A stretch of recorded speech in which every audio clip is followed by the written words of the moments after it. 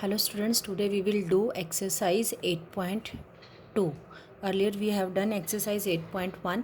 In 8.1 हमने ratio and proportion किया था. तो नेक्स्ट एक्सरसाइज 8.2 जो आपकी रिलेटेड है that is related to the direct variation and inverse variation. Now first we will see what is a direct variation. If the value of one quantity increases with the increasing value of the other quantity or vice versa, so that the ratio remains constant, then the two quantities are said to be in direct variation. Direct variation क्या होता है कि अगर आपके पास कोई एक value दे रखी है, सपोज हमारे पास 2 kg एप्पल का प्राइस दे रखा है आपके पास 40 रुपीज़.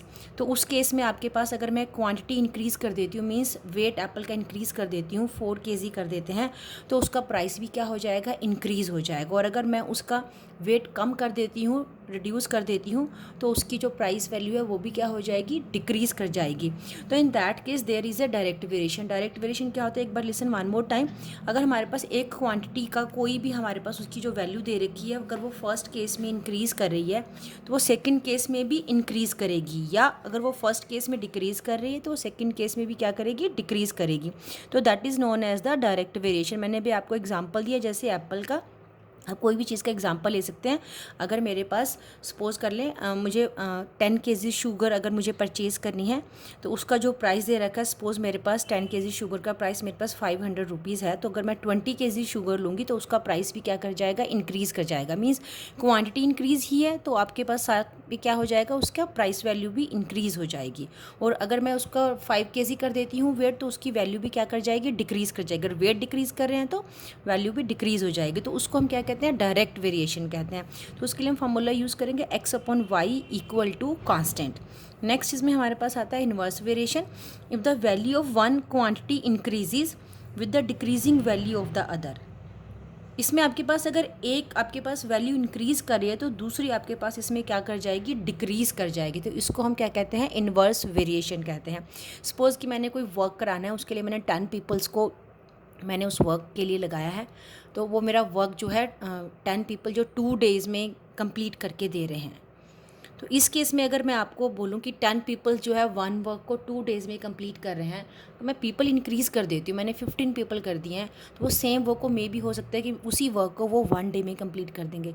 तो यहाँ पे अगर आप चेक करेंगे, मैंने कंपैरिजन किया number of people and number of days का. तो इस केस में नंबर ऑफ़ पीपल अगर मैं इंक्रीज़ करती हूँ तो नंबर ऑफ़ डेज़ क्या हो गए हैं, डिक्रीज़ हो गए हैं. तो that is a inverse variation, जिसमें एक वैल्यू इंक्रीज़ होगी तो दूसरी क्या हो जाएगी, डिक्रीज़ हो जाएगी. तो इस केस के लिए हम फार्मूला यूज़ करते हैं XY इक्वल टू कॉन्स्टेंट. इसमें नंबर ऑफ़ पीपल को अगर मैं x लूँगी तो नंबर ऑफ़ डेज़ को हम यहाँ पे क्या ले लेंगे, y ले लेंगे. तो इन दोनों का जो प्रोडक्ट जब भी हम निकालेंगे तो वो क्या रहेगा, कांस्टेंट रहेगा. इट मीन्स उसकी वैल्यू सेम आएगी आपके पास. तो अभी जो आपकी एक्सरसाइज है 8.2 वो इसी के ऊपर बेस्ड है, direct variation and inverse variation. Direct में आपने याद रखना है, हमने x और y को डिवाइड करना है, तो दोनों की वैल्यू आपके पास कांस्टेंट रहेंगी. मीन्स आपके पास अगर दो क्वांटिटी दे रखी हैं, दोनों इंक्रीज़ करें या दोनों डिक्रीज़ करें, तो x और y को डिवाइड करेंगे. In inverse variation if one is increasing and other one is decreasing, in that case x y का प्रोडक्ट इक्वल टू कांस्टेंट रहेगा. एक्सरसाइज 8.2 फर्स्ट क्वेश्चन है आपके पास. You can read the question from your book. 15 man can complete the construction of a wall in 12 days.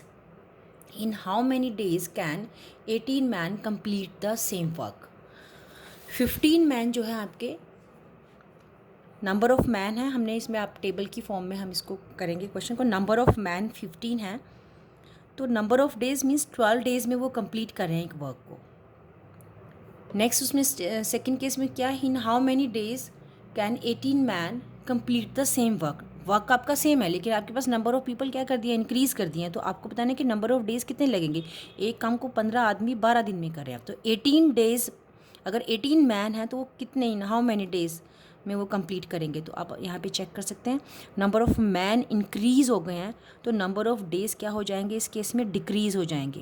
अगर हमने उसी काम को करने के लिए ज़्यादा पीपल लगा दिए हैं तो वो कम दिनों में वर्क हो जाएगा. तो दैट मीन्स कि कौन सा वेरिएशन हुआ, इन्वर्स वेरिएशन. बिकॉज यहाँ पे नंबर ऑफ़ मैन इंक्रीज़ कर रहे हैं तो नंबर ऑफ़ डेज़ क्या कर जाएंगे, डिक्रीज़ कर जाएंगे. one is increasing, another one is decreasing. In that case there is a inverse variation. Inverse variation के लिए फॉर्मूला होता है x y equal to constant. तो एक्स हमारे पास, हमने नंबर ऑफ़ मैन को एक्स लिया है, नंबर ऑफ़ डेज़ को हमने यहाँ पे वाई लिया है। तो वाई में आपके पास 12 है और सेकंड केस में आपको नंबर ऑफ़ डेज़ निकालने थे तो हमने उसको वाई लेट कर लिया है। तो 15 इंटू 12 होगा, बिकॉज आपका formula x y equal to constant. तो 15 into 12 equal to 18 into y. It means दोनों की वैल्यू जो है प्रोडक्ट की वो सेम रहेगी। Now from here we can find the value of y. 18 आपका लेफ्ट में जाके डिवाइड करेगा, 6 के टेबल से मैंने कैंसिल किया, 6 3 ज़ा 18, 6 2 ज़ा 12 एंड 3 5 ज़ा 15। तो 5 2 ज़ा 10, वाई इक्वल टू 10 आपका आंसर आ गया फर्स्ट क्वेश्चन में। नेक्स्ट आपका सेकंड क्वेश्चन है, 6 man eat 30 slices of bread in a day. Number of आपके पास स्लाइसिस हैं दे रखी है और नंबर ऑफ मैन दे रखे हैं कि जो 6 मैन है वो 30 स्लाइसिस 1 डे में खा लेते हैं। How many slices of bread are needed for 15 man in a day. इसमें हम टेबल बनाएंगे, सेम आपका टेबल है। नंबर ऑफ मैन को हम यहाँ पे भी एक्स ले रहे हैं। नेक्स्ट मेरे पास है नंबर ऑफ स्लाइसिस, मैंने वाई ले ली है। फर्स्ट केस में आपके पास नंबर ऑफ़ मैन 6 हैं और स्लाइसिस कितनी आपके पास 30 हैं। और सेकंड केस में 15 मैन है तो स्लाइसिस हमें फाइंड आउट करनी है, तो उसको हमने वाई ले लिया है। तो फर्स्ट तो आप चेक करेंगे कि what kind of variation is there. here is a direct or inverse variation, you have to think it out yourself. now see here 6 man 30 slices को कंज्यूम करते हैं, तो नंबर ऑफ़ मैन अगर मैंने इंक्रीज़ कर दिए हैं तो कॉमन सी बात है कि उनको ज़्यादा स्लाइसिस की रिक्वायरमेंट होगी, वो ज़्यादा खाएंगे। तो दैट मीन्स अगर आपके पास ये देखो 15, 6 से आपने कंपैरिजन किया, 15 इंक्रीज़ कर गया है और 15 मैन को खाने के लिए ज़्यादा ब्रेड चाहिएगी। तो दैट मीन्स कि यहाँ पे भी वैल्यू क्या आएगी, ज़्यादा आएगी, इंक्रीज़ करेगा ये वाई की जो वैल्यू है। तो बोथ आर इंक्रीजिंग, तो it means here is direct variation,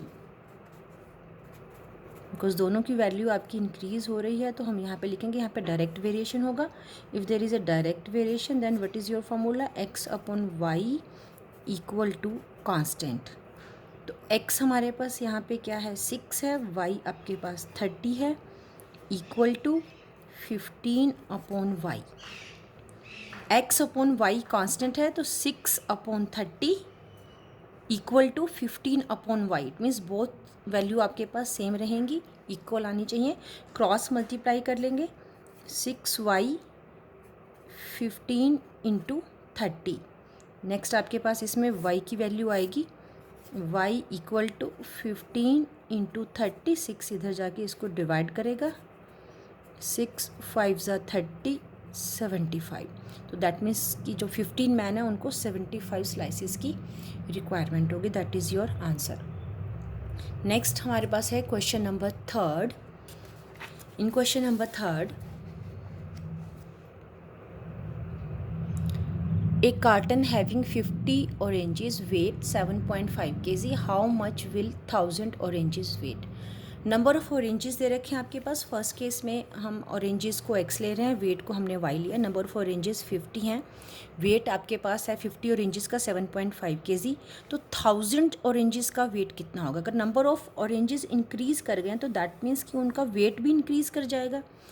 1000 जो है as compare to 50 value increase कर गई है, तो यहाँ पे वेट भी क्या होगा, इंक्रीज़ करेगा। तो इट मीन्स कि both the values are increasing, it means here is a direct variation. और अगर आपके पास डायरेक्ट वेरिएशन था उसके लिए हम formula same x upon y constant रहेगा। एक्स आपके पास है 50 upon 7.5 1000 upon y. by cross multiplication 50 into y, 1000 into 7.5, 1000 into 7.5, 50 right में आके आपका डिवाइड कर लेगा। हमने इसको कैंसिल कर दिया है। आप 7.5 का डेसिमल ब्रेक कर सकते हैं यहाँ पे, नहीं तो हम लास्ट में डेसिमल लगा देंगे। तो हमने यहाँ पे डेसिमल लगा दिया। आपका जो आंसर आया है दैट इज़ योर 150, आपका आंसर है 150 kg। तो जो वेट है उनका वो कितना हो जाएगा आपके पास, 150 kg, 150.0। नेक्स्ट जो आपके पास क्वेश्चन है, क्वेश्चन नंबर 4 है हमारे पास जो नेक्स्ट है। क्वेश्चन नंबर 4 का मैं जस्ट आपको टेबल फ्रेम करके दूंगी, you have to do it yourself और otherwise you can check it from the PDF file. A taxi cover a certain distance in 5 hours at a speed of 60 km per hour.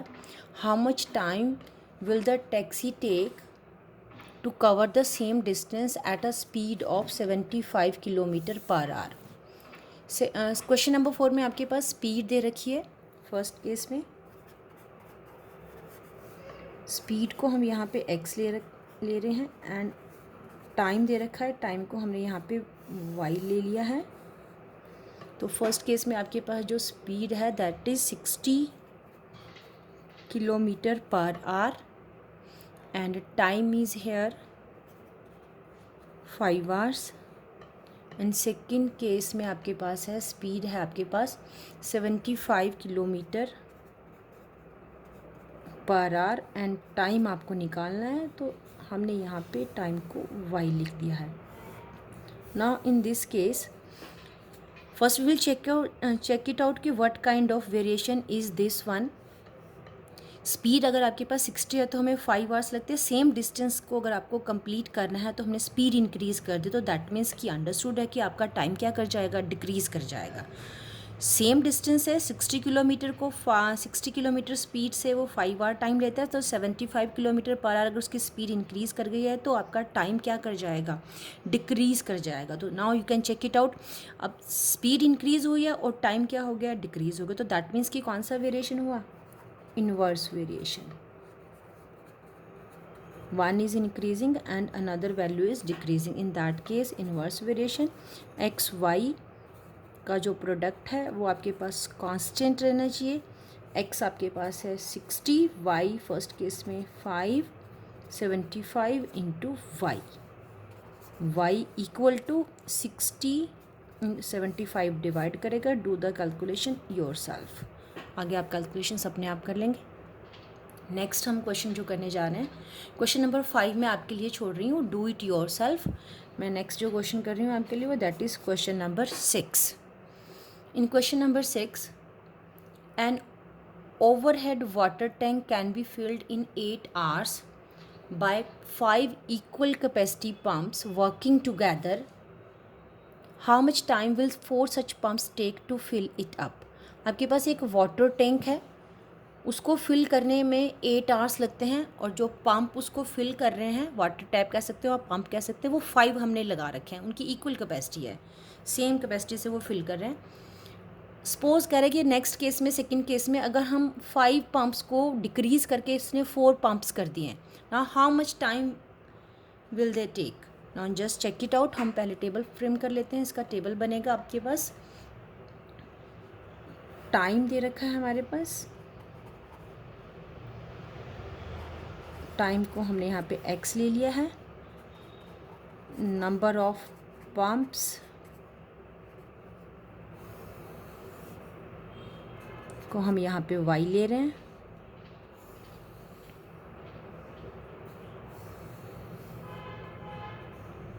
First case में आपके पास जो time है that is 8 hours and 5 pumps लग रहे हैं। Second case में आपके पास pump हो गए हैं 4 और हमें यहाँ पे x आपको फाइंड करना है, मीन्स आपको टाइम आपको फाइंड आउट करना है। You can check it out कि इन क्वेश्चन नंबर 6 अगर आपके पास यहाँ पे पंप हमने क्या कर दिए हैं, रिड्यूस कर दिए हैं। पहले 5 पंप्स थे, वाटर टैंक तो वही रहेगा, वो तो हमने चेंज नहीं किया।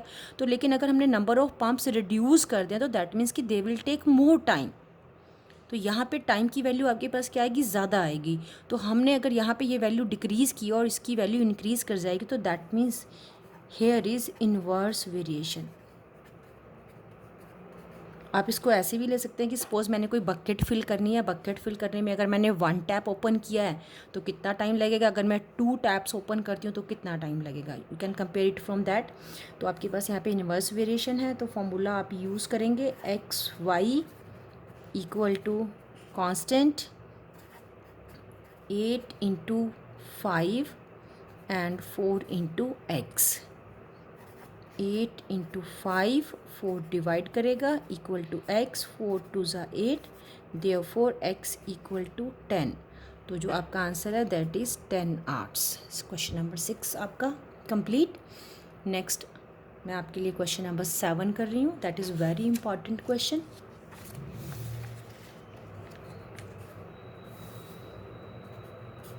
Question number 7.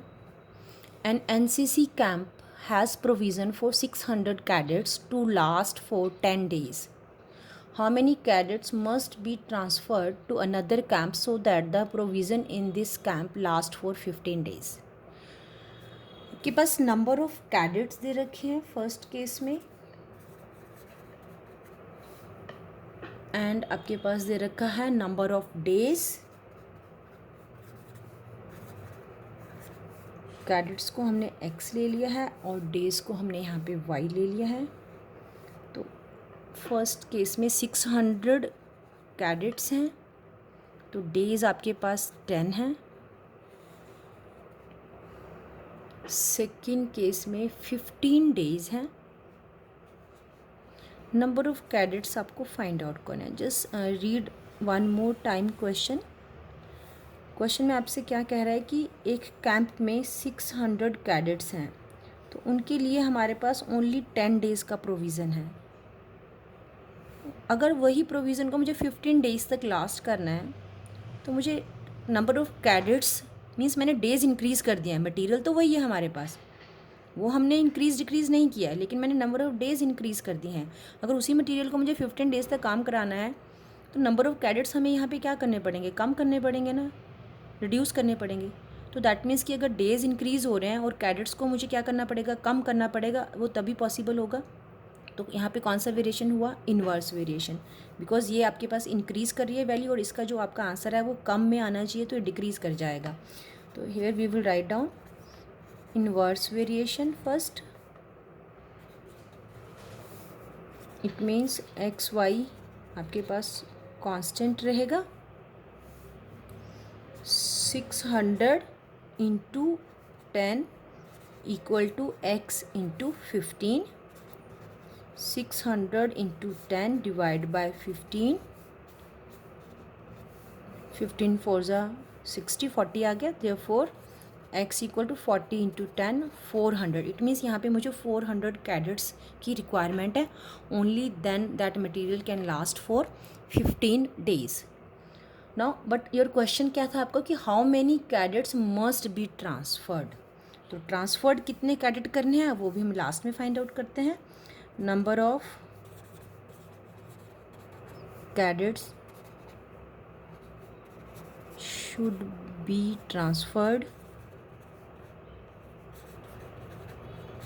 तो यहाँ पे 400 है, तो इट मीन 600 में से 400 हम माइनस कर देंगे, तो आपको कितने कैडेट ट्रांसफर करने हैं, आपको 200। जनरली इस क्वेश्चन में हम ये लास्ट स्टेप करना भूल जाते हैं। 400 तक बच्चे आंसर निकाल आते हैं, आपके मार्क्स कट जाते हैं। तो आपको लास्ट स्टेप याद रखना, क्योंकि बिकॉज क्वेश्चन में उसने क्या पूछा कि how many cadets must be transferred. तो 400 की रिक्वायरमेंट है, तो उसके लिए आपको यहाँ से 600 में से 400 माइनस कर देंगे। इट मीन्स आपको 200 कैडेट क्या करने पड़ेंगे, ट्रांसफ़र करने पड़ेंगे। Only then that material can last for 15 days. Next जो क्वेश्चन हम करने जा रहे हैं that is question number 8 and last question है आपका ये एक्सरसाइज 8.2 का। लास्ट 2 क्वेश्चंस डिलीटेड हैं। Question number 9 and 10 are not in syllabus. Question number 8 है the total weight of 50 chairs is 400 kg। Number of chair, इसको हम x ले रहे हैं, एंड देन आपके पास है वेट को हम यहाँ पे y ले रहे हैं। तो फर्स्ट केस में आपके पास है 50 chairs and weight is 400 kg। In second case आपके पास 12 चेयर्स हैं और आपको उनका वेट फाइंड आउट करना है। Can check it out in the question. Question की स्टेटमेंट से ही जनरल आइडिया आपको लग जाता है कि what kind of variation is there. Number of chairs, 50 chairs का वेट अगर suppose 400 kg, then what will be the weight of the 12 chairs. Understood है, वेट आपके पास डिक्रीज़ कर जाएगा। अगर हमने नंबर ऑफ़ चेयर्स डिक्रीज़ कर दी हैं तो दैट मीन्स कि वेट भी आपका क्या हो जाएगा, यहाँ पे डिक्रीज़ हो जाएगा। तो दोनों वैल्यूज़ डिक्रीज़ कर रही हैं, तो आपका वेरिएशन कौन सा हुआ, डायरेक्ट वेरिएशन। डायरेक्ट वेरिएशन में आपके पास या तो दोनों इंक्रीज़ करेंगे या दोनों ही डिक्रीज़ करेंगे। फॉर्मूला है x upon y equal to constant 50 upon 400 equal to 12 upon y. x upon y 50 upon 400 equal to 12 upon y means दोनों की जो डिवीज़न है वो कांस्टेंट रहेगी। कांस्टेंट का मतलब अब दोनों को अगर हम डिवाइड करेंगे तो आपका आंसर सेम आएगा। By cross multiplication 50y 12 into 400 divide by 50, तो y इक्वल टू आपके पास आ गया 96। तो दैट मीन्स कि जो आपका वेट है that is equal to 96 kg chairs का। Your exercise 8.2 is complete. That's all for today. In the next video we will do exercise 8.3. Thank you.